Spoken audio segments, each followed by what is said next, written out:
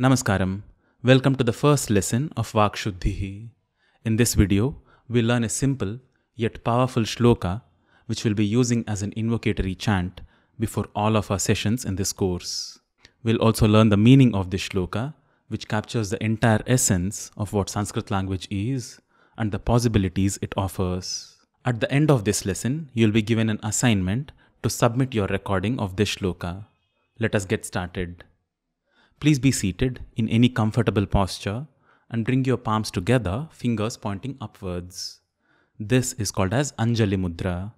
It unites the left and the right halves of the body and brings about balance and equanimity. Please listen to the individual words of the shloka as I utter them and repeat them after me. Today, you can take the help of the text on screen, but from the next session, we'll be doing it together with our eyes closed. Please repeat after me. Vagarthaviva sampraktau vagartha pratipattaye jagatah pitarau vande parvati parameshwarau. If you want to listen to it again and practice, you can go back to this timestamp. We'll chant it one more time together at the end of this video. Let us now look at the meaning of this shloka. There are two things being referred to in this shloka. Vak, which is the utterance of sound, and Artha, which is the meaning that it conveys. Kalidasa says, these two things are sampraktau, completely intertwined. Let us look at it with an example. One of the words for a bird in Sanskrit is khaga. Here, the sound kha, which is also the basis for words like khagola, khanija and khanda, represents space, and the sound ga, which is also the basis for words like gacchati, gamanam and ganga, represents going or movement. The sound su represents something good, and its opposite du represents something bad. So sukha literally means being in a good space, and therefore has come to become the word for happiness, and dukkha, which literally means being in a bad space, conveys sadness and suffering. The possibility of Sanskrit is such that with mastery over sound, meanings of words can be intuitively felt without the need for a dictionary. At the same time, by meditating upon the intrinsic nature of something, the sounds that correspond to it can be realized. The entire vocabulary of Sanskrit is based on this intrinsic mutual relationship between sounds and their inherent meanings. This is what makes Sanskrit language so spiritually profound.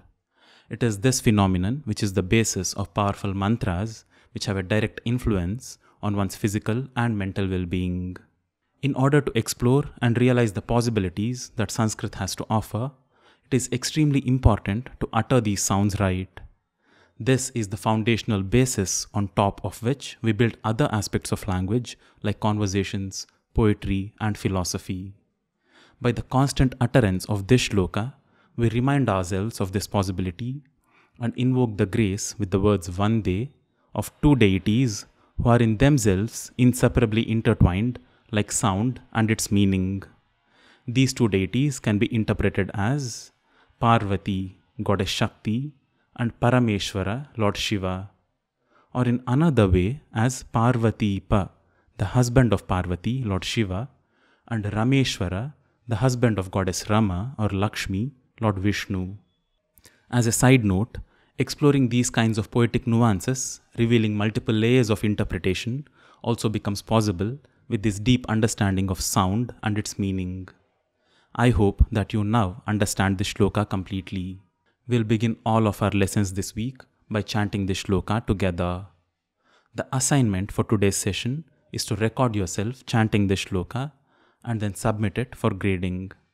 You can find the step-by-step process of how to go about recording and submitting the assignment in this video. Let us now end this lesson by chanting this shloka together. Vagarthaviva sampraktau vagartha pratipattaye jagatah pitarau vande parvati parameshwarau. Namaskaram.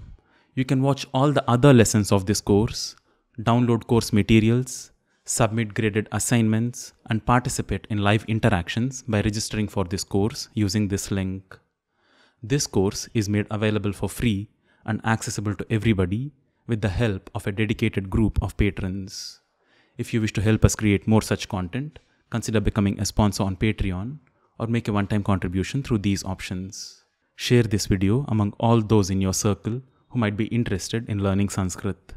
See you in class. Namaskaram.